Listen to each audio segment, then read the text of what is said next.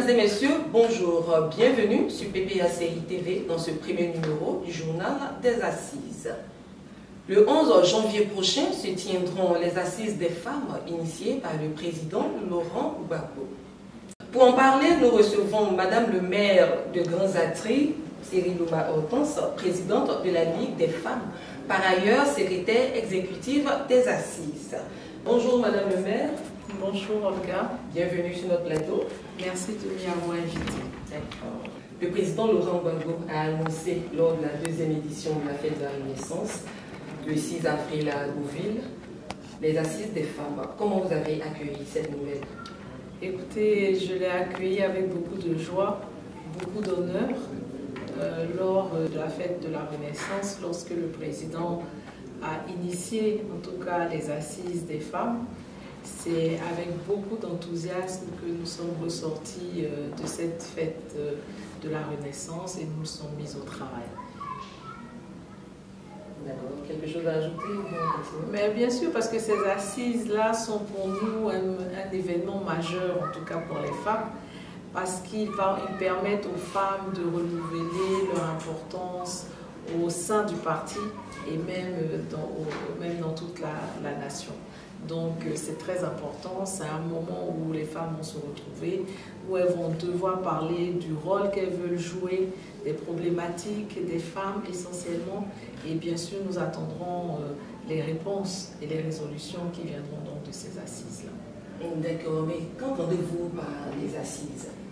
Alors les assises, c'est une plateforme d'échange, c'est une plateforme de contribution pour les femmes. C'est une plateforme où justement les femmes sont susceptibles de faire remonter à leurs leaders, en tout cas aux décideurs, ce qu'elles pensent pouvoir apporter, en tout cas au développement, à leur développement personnel. Je pense que c'est un peu un moment privilégié que le président offre aux femmes, qui leur permettra donc de remonter jusqu'à lui leurs difficultés de terrain, mais aussi lui remonter les recommandations qu'elles pensent pouvoir être importantes pour améliorer leurs conditions de vie. Donc c'est un moment important dans le développement des femmes. Vous êtes parmi les femmes nommées par le président Laurent Gbagbo pour les assises. Vous êtes la secrétaire exécutive. En quoi consiste votre mission dans ce comité d'organisation? Alors, pour moi, regarde, secrétaire exécutif, il faut exécuter, n'est-ce pas? Mais en fait, mon rôle consiste à coordonner les travaux des assises. Il faut pouvoir les coordonner, à m'assurer que chaque étape bien planifiée soit exécutée. C'est vraiment l'essentiel du secrétariat, mais au-delà du fait de ma nomination d'être au secrétariat exécutif, je suis aussi amenée à être porte-parole de ces assises-là.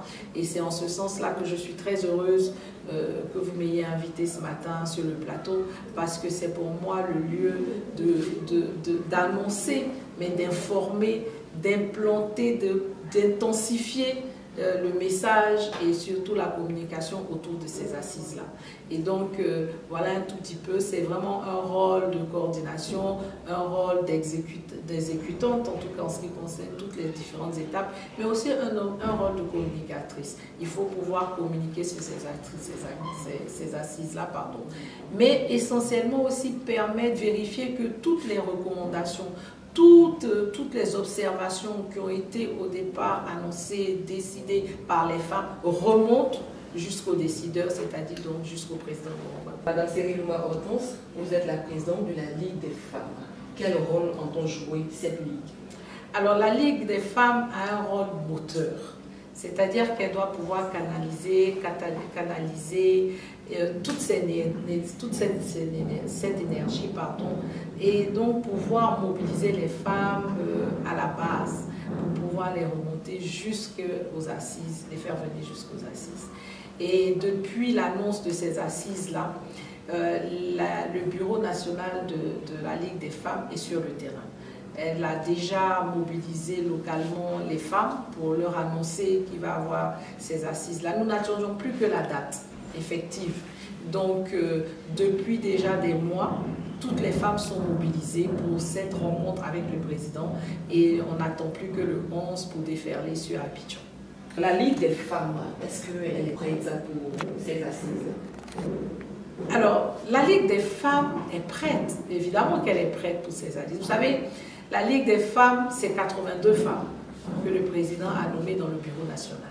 Et ces 82 femmes nommées par le président, du moins 81 femmes, puisque moi j'ai été élue, ce sont toutes ces 82 femmes qui forment le bureau national. Et le bureau national est très bien organisé. Parce que dans ce bureau, le président a nommé des femmes du district et des femmes de région.